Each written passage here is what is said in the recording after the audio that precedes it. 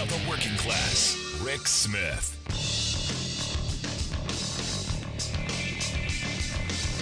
And welcome, brothers, sisters, working class heroes. This is the Rick Smith Show.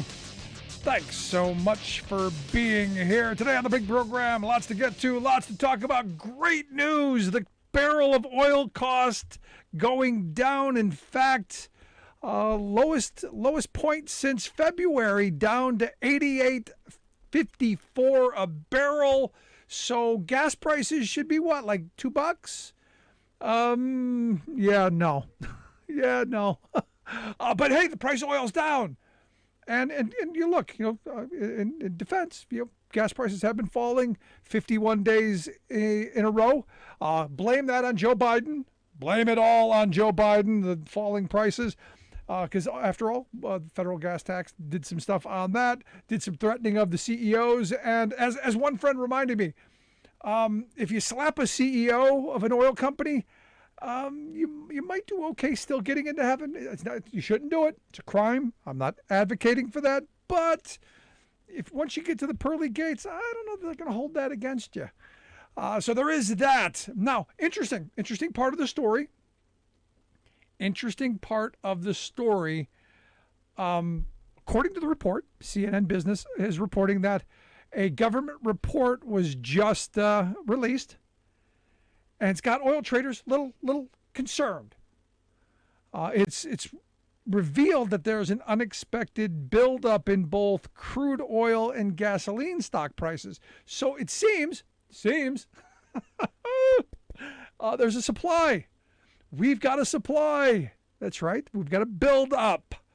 Now, what's interesting is you see a decline in refinery usage, rising gasoline inventories. We've got more of it.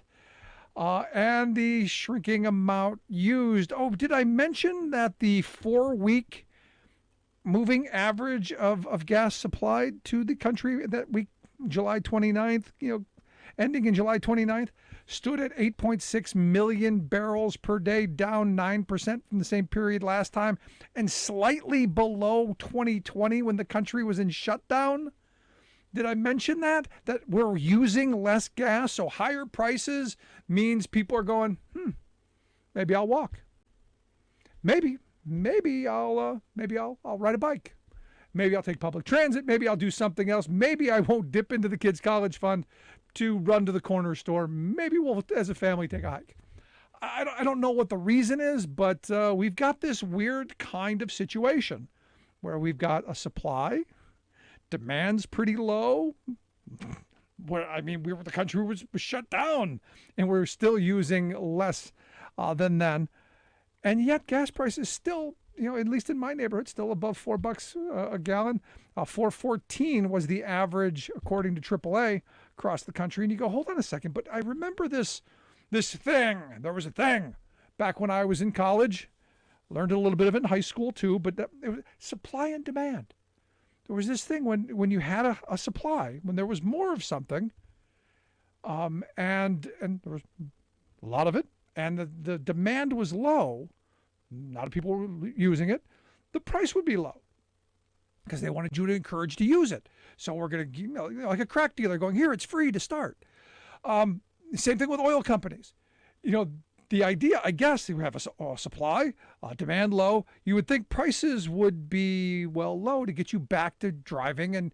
But no. We're in the brave new world where corporate profits with high supply, low demand, high prices, because they want to cash in, because they know at least some of us have to get back and forth to work, and you're going to at least use some of it, so they might as well profit from that.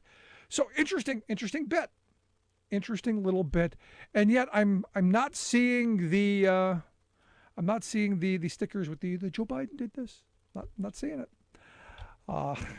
Interesting times. Now, in this brave new world, got some investing to do, got some things that need to be done. Climate, I don't know if you noticed, been a bunch of storms, bunch of situations. You go, I don't know, this is going to be an interesting country to live in, an interesting planet to live on in the next 50 years, especially if we continue to do nothing.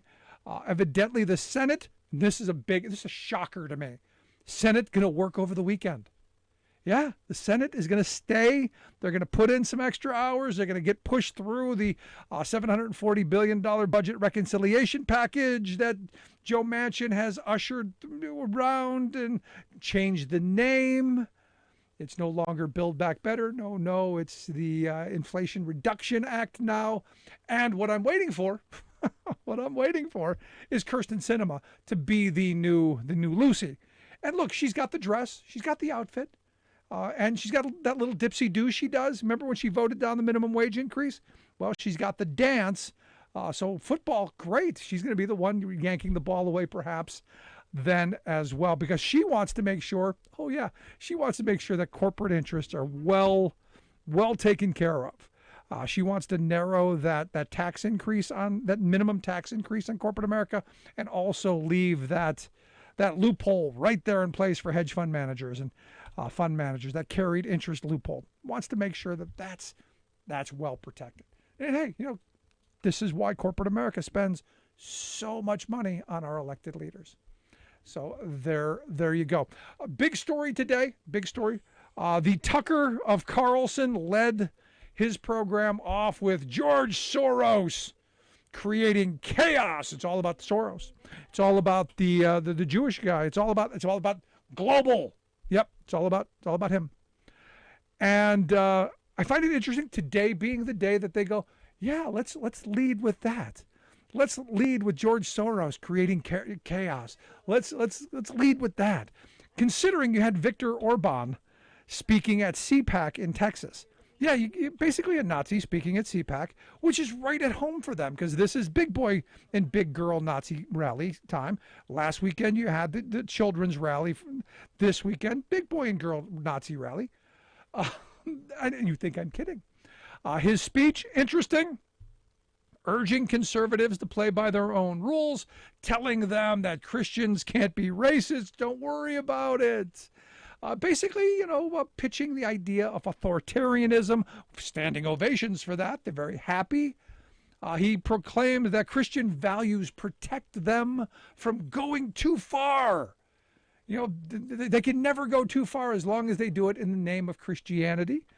But warned that those Democrats, those evil Democrats and their supporters, they know no limits because, well, they could be communists. Because you equate them to communists, and this is what the right does masterfully.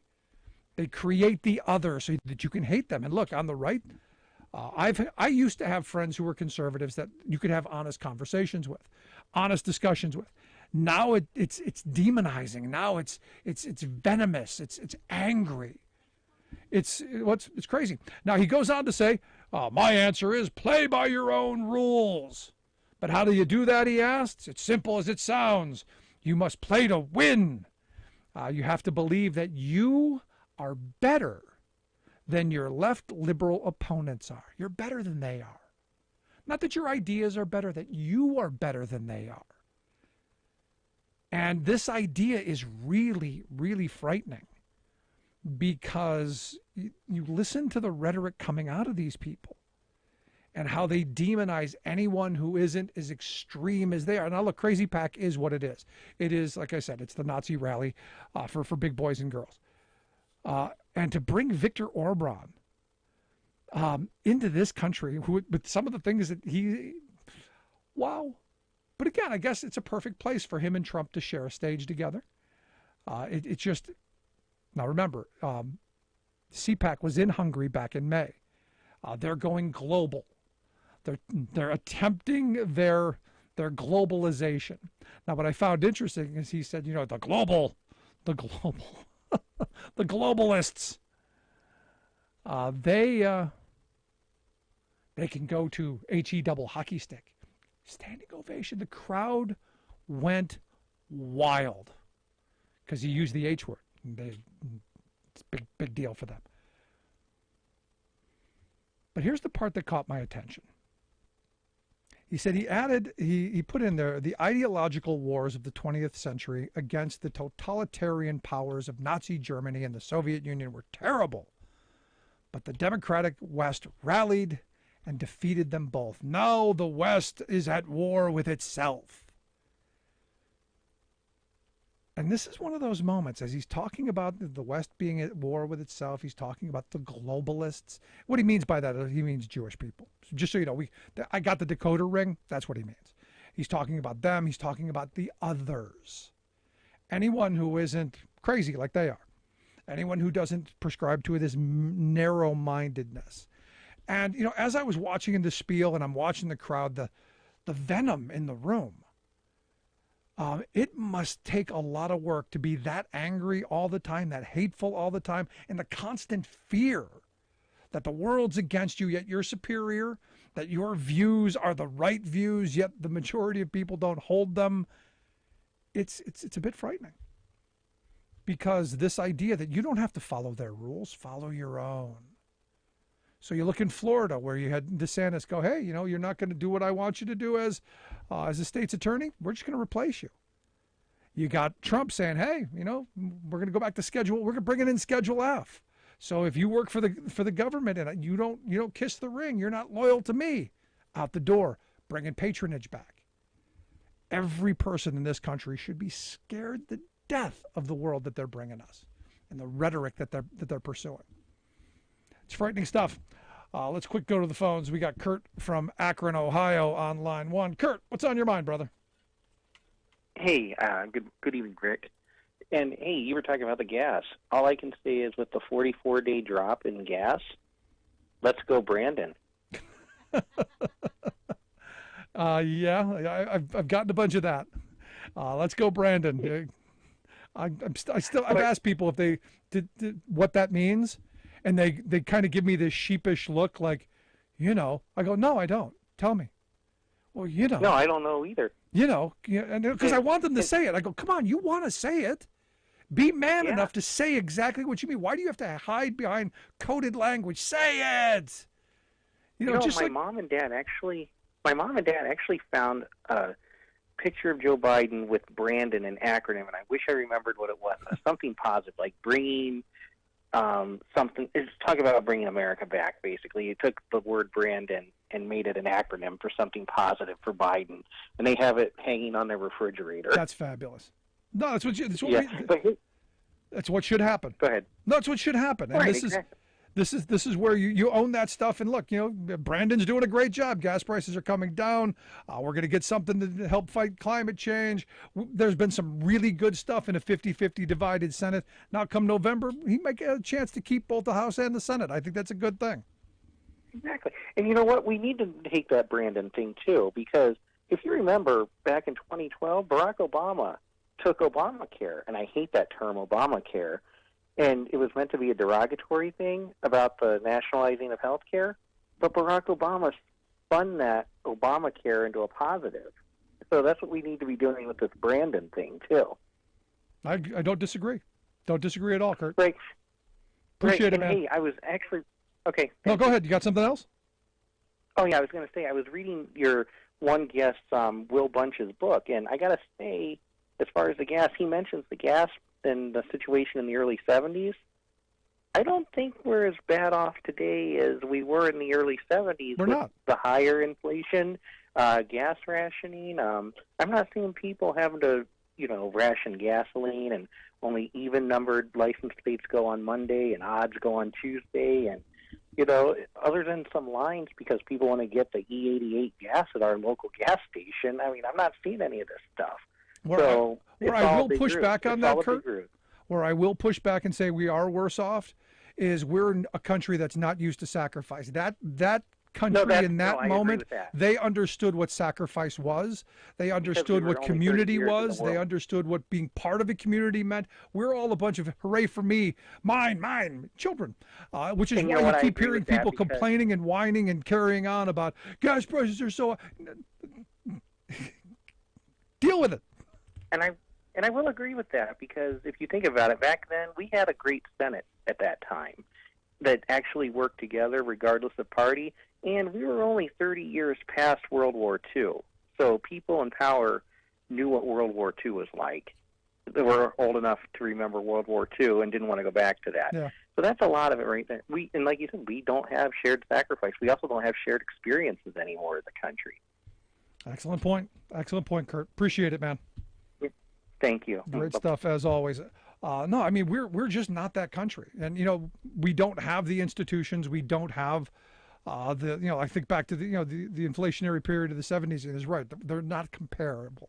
They're not comparable. But my grandfather, during his work life during those 70s, the one year they got like 5 raises because the cost of living adjustments in their union contract. When the things came up, they got adjustments to make sure that their wages did not get eroded by inflation.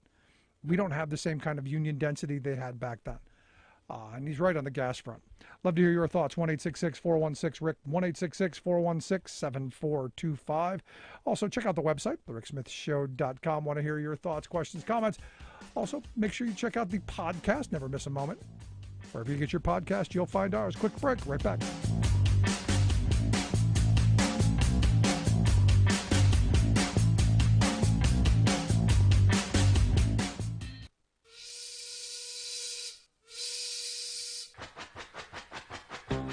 If you're a fan of the show, you've heard our labor history in 2 segments, and you can hear them on the radio pretty much anywhere in the U.S. Labor history has never been more important than it is right now. So here's what we'd like you to do. Tell a teacher. Tell a teacher that labor history is important and that they can get digestible 2-minute lessons that are absolutely free. Free to download, free to use, free to share. Tell a teacher to go to thericksmithshow.com/history and help us put labor back where it belongs, in the classroom. Generations of American workers fought, bled, and died to build the American way of life. It's our job to keep their stories alive. Go tell a teacher that we're here to help them do just that. Find us at thericksmithshow.com/history today.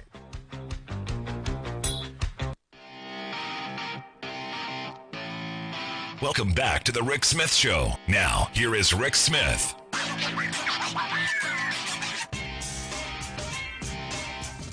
So I got to tell you, I think of that, and no, we're not the same country that we were in the 70s. And, especially look at the climate front. This idea of sacrifice, I've heard people, I'm not going to drive this or that. You may not have a choice at some point. And when we have to start making these choices and these changes, I don't know that I'm pretty sure it's going to be really interesting times. Can't wait for the rallies at our capitals. And hey, look, we had the Nazi rally today going on. Imagine that going to our capitals over, I'm not driving an electric vehicle. Yeah, that's going to be fun. Let's go to the phones. Got Alice on line 2. Alice, how are you doing today? I'm doing okay. How about yourself? Living the dream. What's going on? I was sitting here thinking, and I thought, the Republican Party are doing to Biden what they did to Jimmy Carter. How so? Well, they are downplaying anything good that he does, blaming everything bad on him. And, in both cases, most of the things that were going on could be traced back, in Biden's case, to Trump, and with Jimmy Carter, back to Ford and Nixon. And I'm just sitting here thinking, this is what they did when they really, because I remember remember the Jimmy Carter presidency quite well, but it was, he's slow, he's old, implying that they're incompetent. And it's just the same playbook that they use. I think they must have 2 or 3 of them, and, they use it, and then they lay that one aside, and then the next time, then they use the next one, and then eventually they get to this one. Rotating. Okay, I got it.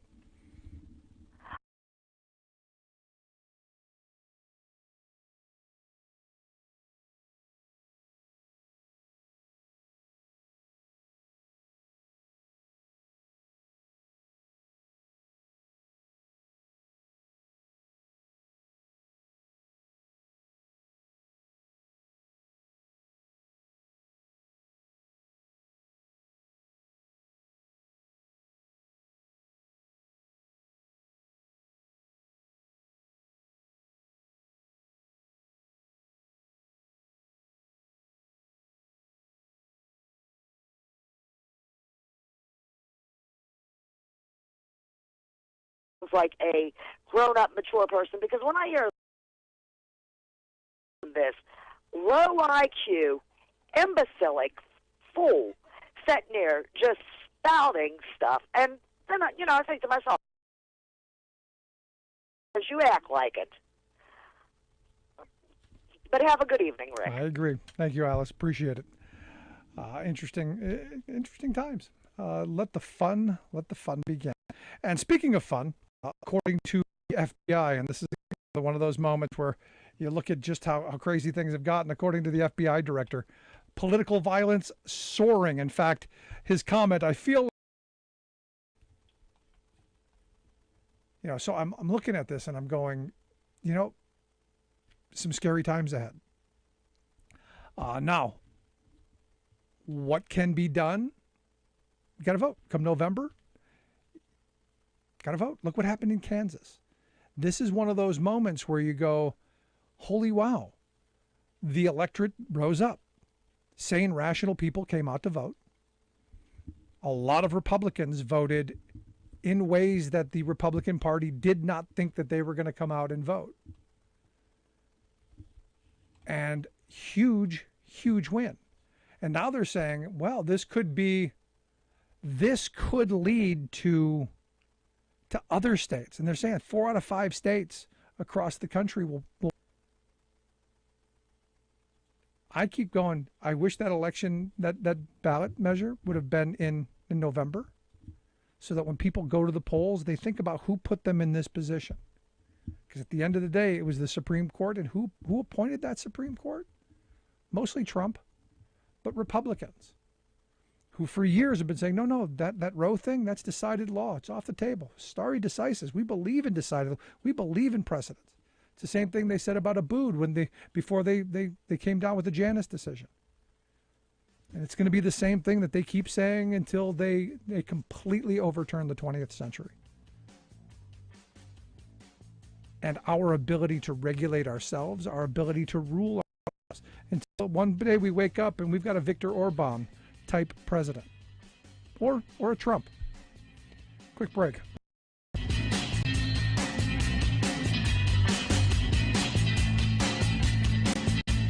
I'm Smith. This is Labor History in 2. On this day in labor history, the year was 1941. That was the day Michael Siegel, business agent for New York City's Local 3 IBEW, announced the lights would be going out on Broadway for a half an hour. Electricians had been on strike for nearly a week to protest Consolidated Edison's refusal to employ union electricians for work on its new Waterside plant. The company claimed it could only use members of the Brotherhood of Edison Employees, an independent union. The walkout also affected electricians at area construction sites and at 25 defense contractors across the city. The union had agreed to exempt electricians at the Brooklyn Navy Yards, where the strike held up work on 4 battleships. Also, the IBEW allowed electricians at Ford Instrument to return to work, given they had orders for $100 million in defense instruments. Siegel announced that at 9 p.m. the following evening, maintenance men not on strike would pull the switches on all signs in Times Square in sympathy to bring attention to their plight.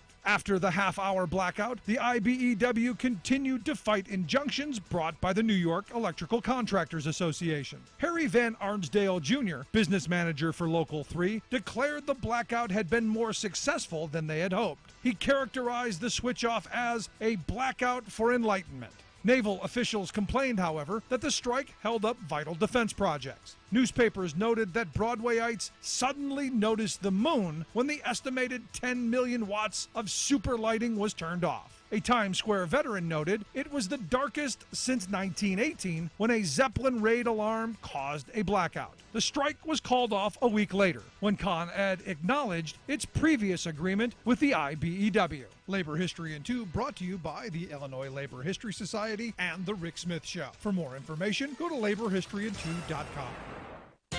Is it a good deal to sell out your personal integrity for cash from notorious scoundrels? Depends on your sellout price, chortled some 48 ethically stunted professional golfers who've peddled both their honor and honesty to the murderous moneyed monarchs who rule Saudi Arabia. The golfers, who are already millionaires, rush to grab money thrown at their feet by the royal kingdom, which oddly thinks it can launder its public image by sponsoring a money-soaked global golf tour. Of course, a golf tournament needs golfers, but the Saudis had none, so they simply bought some. First, former stars Phil Mickelson and Greg Norman signed away their integrity to join, taking at least $200 million apiece.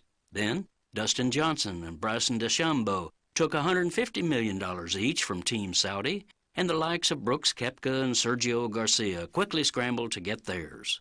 Worse than the golfers' unsightly money grubbing, however, is their insufferable dishonesty, trying to whitewash their taking of what is literally blood money. Mickelson faked moral outrage at the kingdom's rulers, calling them less than savory individuals, and piously proclaiming that he did not condone human rights violations. But he certainly has condoned and cashed the checks written to him by the violators. But Greg Norman, the former pro who led recruitment of golfer talent for the Saudis, offered the most pathetic moral excuse for selling out. Asked how he could link arms with a potentate so barbarous as to have had a critic of the regime murdered and chopped into pieces, Norman said, "Look, we've all made mistakes." This is Jim Hightower saying, there's a word that describes what these golfing multimillionaires are doing: disgusting. The good news is that most pros, including bigger name stars like Tiger Woods, Rory McIlroy, and Justin Thomas, have some values that they refuse to trade for dollars.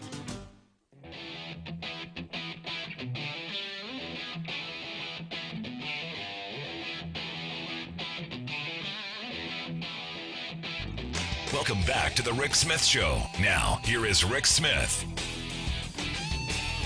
So, some interesting news coming out of the courtroom scene. Evidently, a jury has awarded the parents of of a child killed in the 2012 mass shooting at Sandy Hook in excess of $4 million from Alex Jones. And I think that number is going to get higher. And I don't think he's going to pay any of this. I think eventually he's going to file bankruptcy. Or maybe not. We'll find out how much beet juice you can sell and how much he will have pocketed over these years. But interesting defense. I hire the most incompetent lawyers possible, hand over information you probably shouldn't have as an incompetent lawyer, and then agree, yeah, it happened.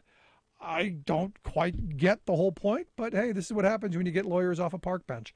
Anyway, here to share some thoughts on the trial and the verdict. I've asked our good friend Max Burns to come talk with us. Max is a Democratic strategist and also a columnist over at The Daily Beast, thedailybeast.com, the website if you want to check that out. Max, thanks for taking time for us. Thanks for having me. So what do we make of the big verdict here? I got to tell you, as I told you in the break, I would have had more respect for Alex Jones had he stuck to his guns. It's all a hoax. It's all a conspiracy. That, I think, would have been a better defense than what they put up. No, absolutely. I mean, I think this trial taught us that law is hard when you're stupid, and you hand over key evidence to the opposition and forget to claim attorney-client privilege for 12 days. And you come in with a defense that was essentially, listen, I'm a performance artist. I shouldn't be believed. And I don't talk about this stuff in my personal life, only to discover he actually texted and emailed and called about it quite extensively in his personal life, and that this was not performance art. He's just an awful person. Yeah, there's no doubt in my mind about that. I mean, because you see some of the horrible stuff over the years that's come out, and not just from him, from his audience, and the fact that he was out there, throwing this stuff out. There are a lot of dim that follow him. There's a lot of mentally challenged people who listen to him and hold and hang on his every word. And I've seen videos of people showing up at these people's homes and harassing shooting victims. I mean, it's crazy, the kind of things that have gone on. Yeah, I mean, the core of this defamation case was that this didn't just stop at performance. This was Alex Jones essentially cheerleading individuals to threaten these families, to stake out their homes, just to disrupt their lives.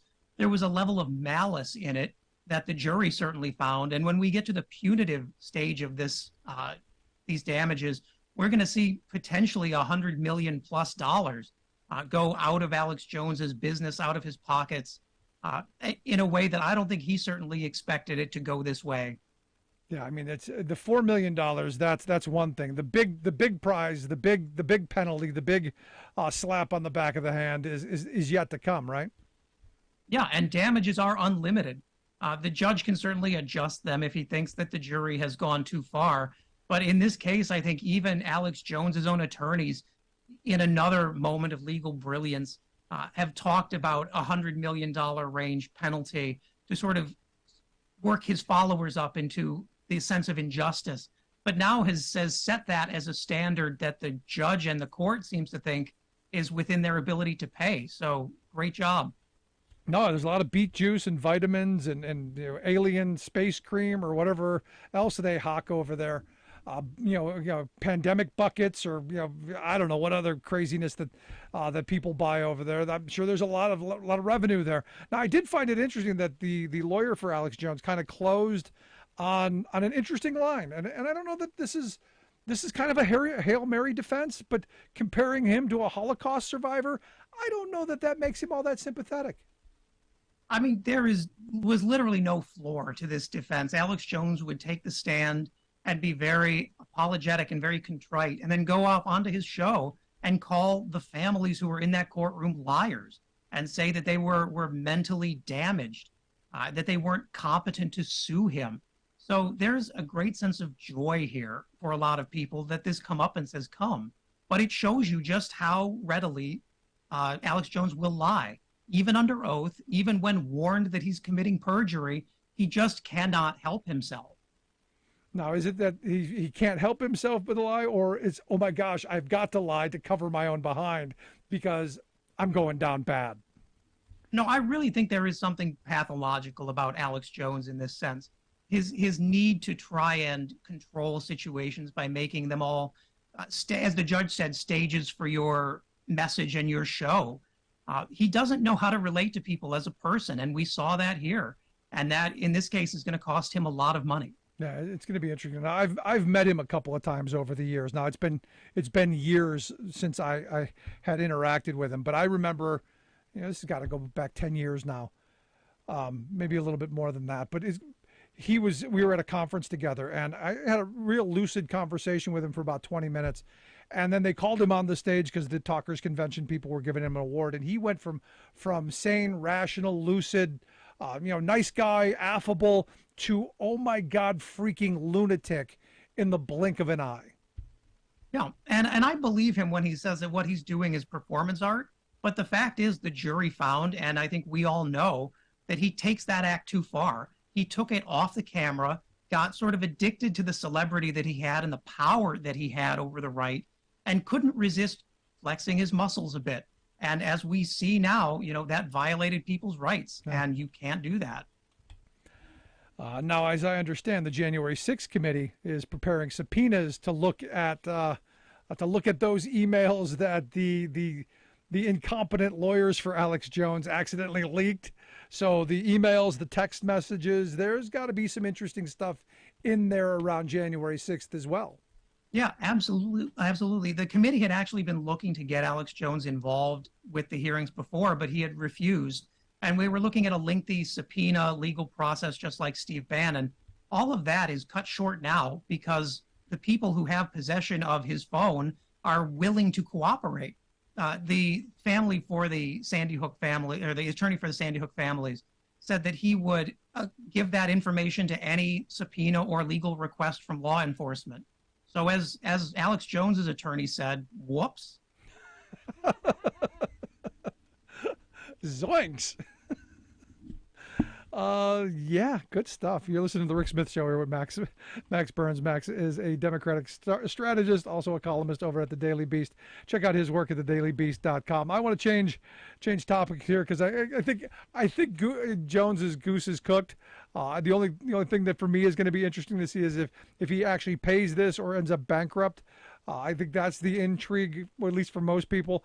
But I wanted to get your thoughts on today's Nazi rally down in Texas, as Hungarian Prime Minister Viktor Orban gave a rousing speech to the faithful. Now, this is the same guy who said we can't have mixed, peoples. We're not nations. We're just conglomerations of people. He had a key person resign, call him, worse than some of the Nazis. But he said, look, we have seen the kind of future the globalists, the globalist ruling class has to offer, but we have a different future in mind. The globalists can go, you know where, HE double hockey stick. I have come to Texas. Who's he talking about at the globalists? Could that be, I don't know, the Jews? Could that be who he's talking about? There are some people Viktor Orban very much does not like, and it seems that people at Fox News, people in the Republican Party share his view. I mean, Tucker Carlson, for example, uprooted his entire show, moved it to Hungary to tape what's essentially a propaganda video called Hungary versus Soros about how the Jews are interrupting Viktor Orban's quest for an ethnically pure Hungary. I mean, this is a guy who has said that he doesn't believe in mixed race society and thinks that Hungary needs to be saved from intermarriage with Jews and non-Christians. And he's headlining at a major Republican Party event. And not just headlining. I mean, he's the key guy, but they brought CPAC to his country just for him. They went global just to go to him. Yeah, this is the far right international. This is autocrats like Vladimir Putin, like Viktor Orban, who are rallying around a Republican Party that is giving them a platform, a larger and more legitimate platform than they have ever had before. They're getting resources, they're getting organizing support. People like Steve Bannon are consulting for their governments. This is an organized attempt to promote an alternative to the democratic order. And the Republican Party is completely behind it. Oh yeah, and look, one of the things that got the biggest round of applause is he says that you play by your own rules, and how do you do that? It's simple as it sounds. You must play to win. You have to believe that you are better than your left liberal opponents are. This kind of superiority, the white supremacist purity kind of thought process that plays really well with the Nazi crowd, doesn't it?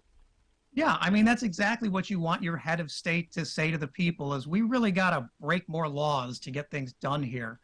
We really got to start hurting people more directly to get where we need to go, because that's what he's saying.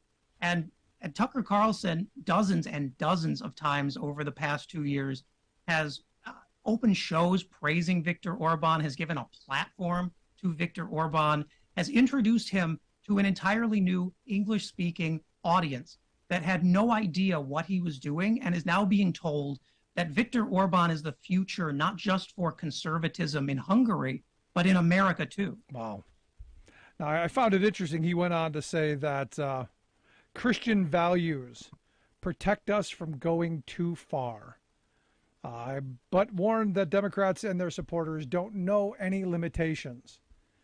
They're communists, equated them to communists. They don't know, we're Christians, we're good. We know what too far is. They don't. This kind of us and them dehumanizing the other, this is classic Nazi. It is. And Tucker Carlson actually was just attacking Fareed Zakaria for calling Viktor Orban a Nazi, was saying shame on CNN. But the only problem was that it wasn't CNN that called him that. It was one of his chief ministers who resigned in protest. But in a very Nazi twist to that story, 2 days after she resigned, Viktor Orban's inner circle pressured her to unresign. And she wrote a very long letter where she praised Viktor Orban and his leadership and his bravery and apologized for her lack of vision. And that is exactly what Donald Trump does to Republicans.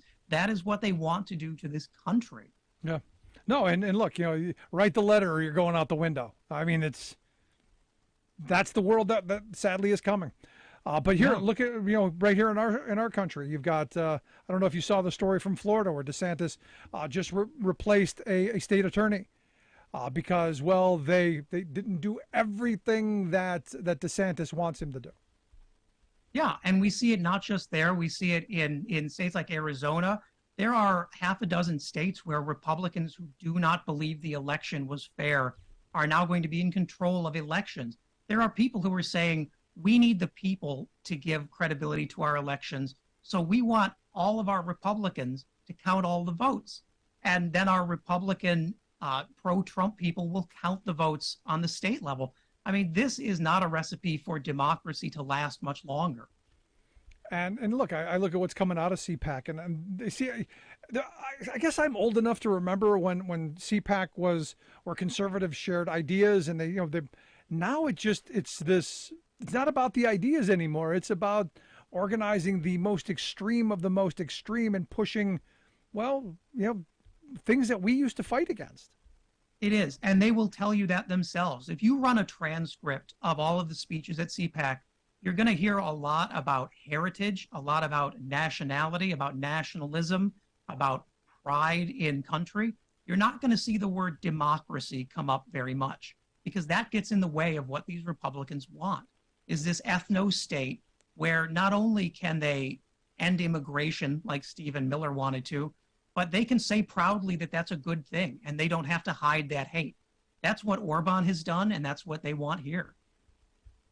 Do you find it interesting, like I do, that they're no longer even trying to hide it anymore? That, now they're saying the quiet part out loud on a regular basis? No, because I'm from Indiana, and they always said the quiet part out loud there. I mean, the Klan didn't bother to hide the hoods there up into the 70s. I mean, this is the place where Mike Pence was talking about executing women for abortions way before that became the Republican mainstream. So maybe I've just had an awful experience, but I've always sort of known this is who Republicans are. And it's just a shame that they are so close to claiming power again, and people are only now seeing that. Yeah, I mean, it's a frightening spot. And lastly, I wanted to get some of your thoughts as a Democratic strategist. There's been some anger, some pushback from some Democrats that the DCCC is spending some money, especially in the Michigan race, with Representative Meyer, on promoting the extreme of the Republican Party. I'm curious your thoughts. I've got my view, and I've said it a number of times, but I'm curious where you come down on Democrats getting involved in those kind of things. Yeah, I think, and I want to be careful because Sean Patrick Maloney, who chairs the DCCC, is a fellow New Yorker, but this is what you get when you have a moderate institutionalist like Maloney running this show. The D-Trip has spent more time attacking fellow Democrats and undermining popular progressive movements than we have building a bench. I mean, there are still seats that Democrats are not contesting because we haven't done outreach. And instead, we're kneecapping movements that bring in young people, people of color, Latinos, groups that we desperately need. And it's very outmoded thinking that hurts us in the long run. So you're against the idea of going after Meyer and his opponent and helping his opponent to get a more extreme Republican in that spot, because as I understand, that seat is now up for grabs, as where before it wasn't really a reachable seat. I actually think it's finally about time Democrats start playing by the same rules Republicans have been playing on. Now, we agree on all the other stuff that you laid out. They have failed on all of those other things, but I think it's about time Democrats start fighting in ways that they haven't before, and this is just one of those, in my view. I mean, I think I'm deeply uncomfortable with Democrats playing in Republican races because I understand the politics. But to me, there is politics and there's principle. And the fact is, even if it's to try and angle politically, we are giving money to people who support white nationalism, who do not support democracy. And there is a chance that those people could win. And if being able to look back and say, I did not fund that, I played no role in advancing that, I think is important for Democrats. It's an interesting argument. It's an interesting argument. And I don't necessarily disagree with you, but I've always been one of the people who say I don't ascribe to the when they go low, we go high nonsense. I've always been when they go low, you stomp them into the ground and deal with them that way. But hey, we'll see how it plays out. Max, as always, I appreciate the time. Great stuff. Great talking with you. Thank you. Our good friend Max Byrne. Make sure you check out the work that he does over at thedailybeast.com. We'll get links out on social media how you can take a look at that. Quick break, right back. Stick around.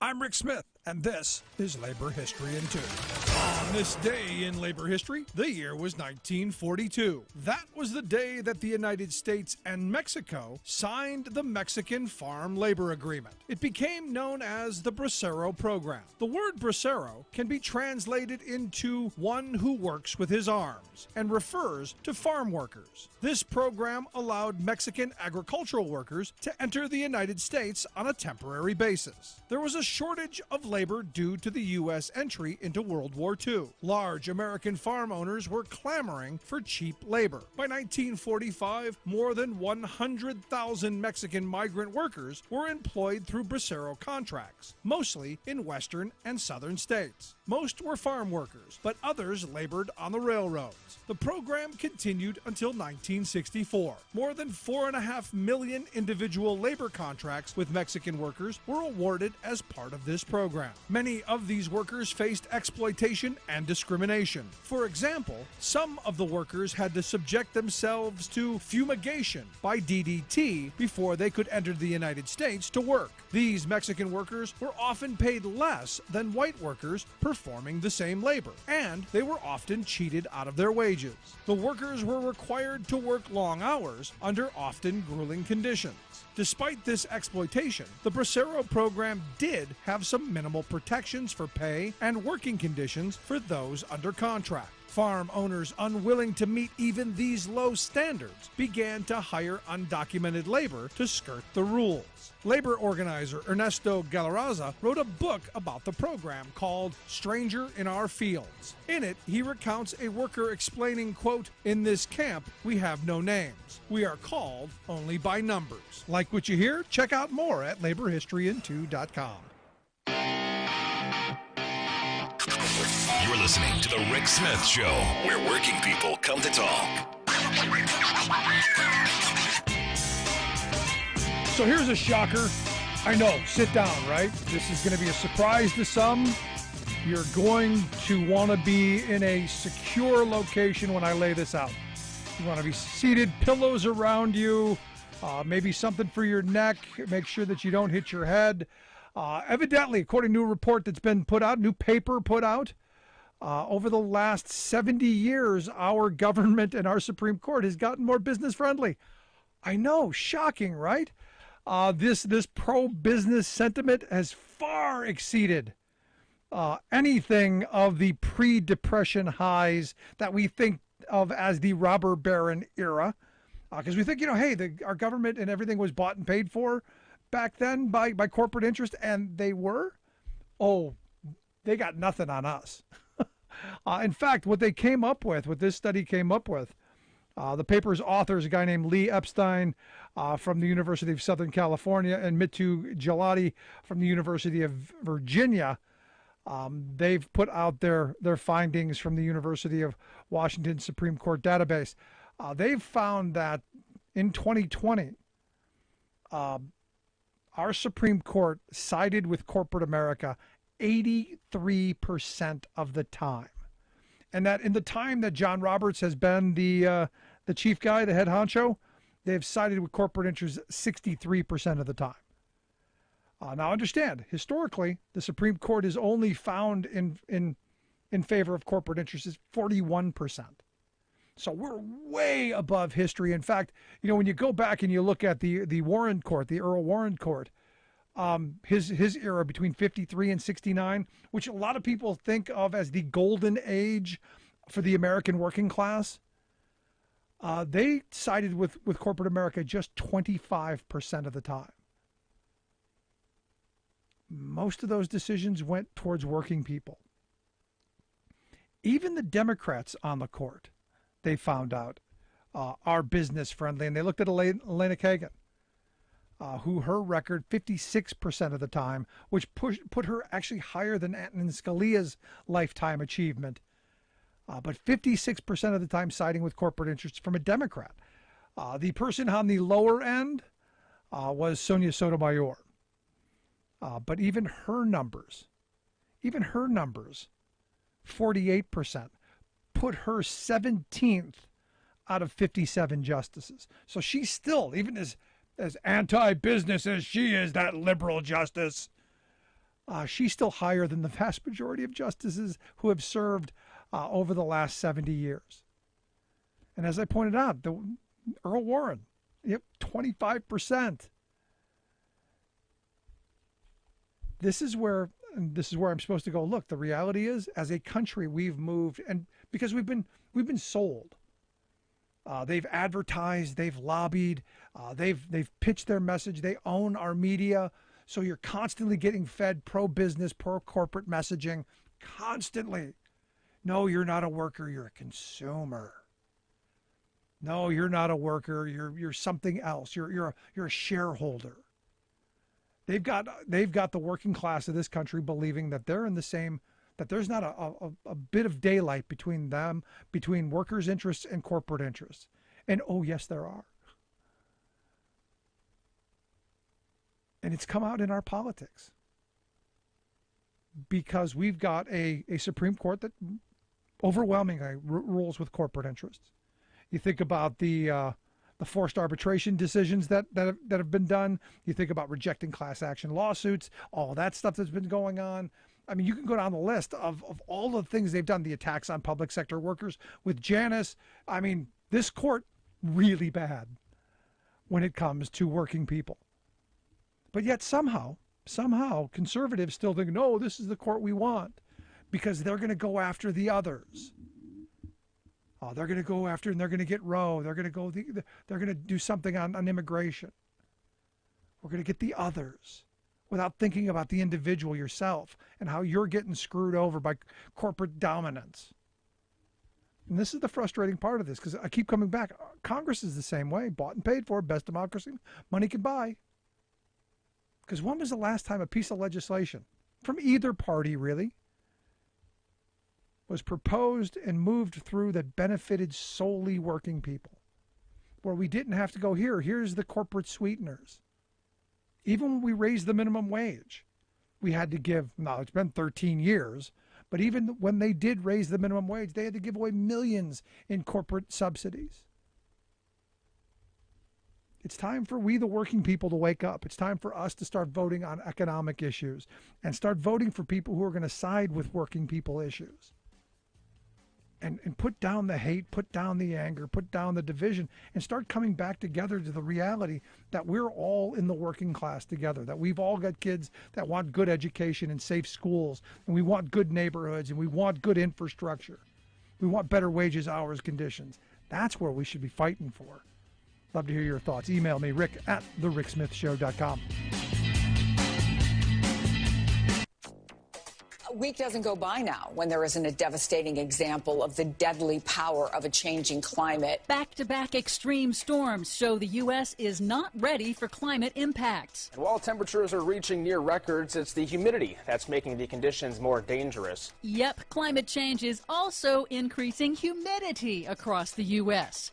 Big corporations launch ad blitz to sink Democrats' budget deal. Plus, it's a chicken and egg thing, but we want to make sure that charging is ubiquitous. America's first ever national EV charging network is on its way. All of those firsts and more straight ahead. From BradBlog.com, I'm Brad Friedman. And I'm Desi Doyen. Stand by for 6 minutes of independent green news, politics, analysis, and snarky comment. Water isn't the only thing we're running out of. Clean air, quality soil, rainforests, wetlands, the precious metals that make our phones work. We're even running out of sand.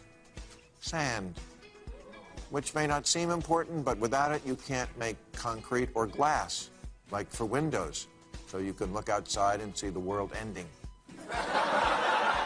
This is your Green News Report. Okay, Desi Doyen, there's a lot of anxiety and concern on the Democratic side of the aisle in the U.S. Senate over this massive climate bill as we wait to find out if Kyrsten Sinema will come along with the rest of her party. Yes, and big corporations are making their voices heard. They and their lobbying groups are spending big on a last-ditch effort to stop the bill. The National Association of Manufacturers, the U.S. Chamber of Commerce, and the Koch network of dark money groups have launched a barrage of digital and TV ads in Arizona, urging Democratic Senator Kyrsten Sinema to kill or at least significantly maim the Last Chance climate bill. Yep.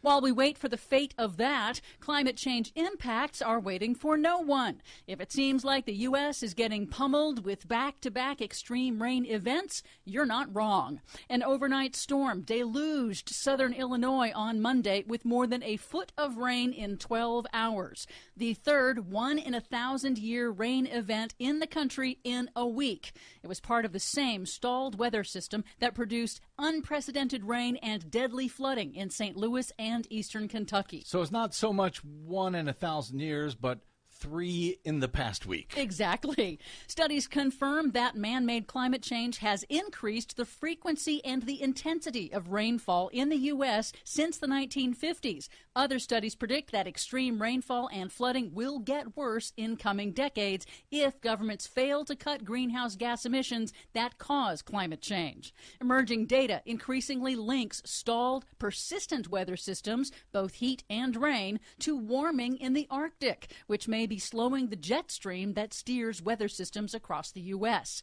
This summer is repeatedly demonstrating that infrastructure designed for the 20th century is unable to withstand the changed climate of today, let alone tomorrow. Yep. Here's climate scientist Dr. Michael Mann in a recent interview on MSNBC. It's a reminder that climate change isn't a far-off threat. It's impacting us now, and with greater magnitude than we predicted, say, just a decade ago. And as the saying goes, it's not the heat, it's the humidity.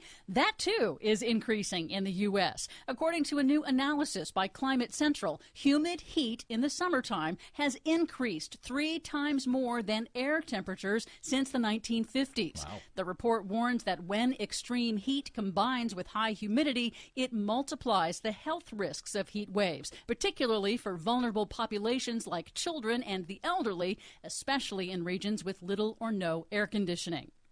But some good news. The Biden administration launched a new initiative this week to boost assistance to local governments in low-income communities, which tend to lack staff and capacity, in order to help them apply for federal funding to replace their crumbling wastewater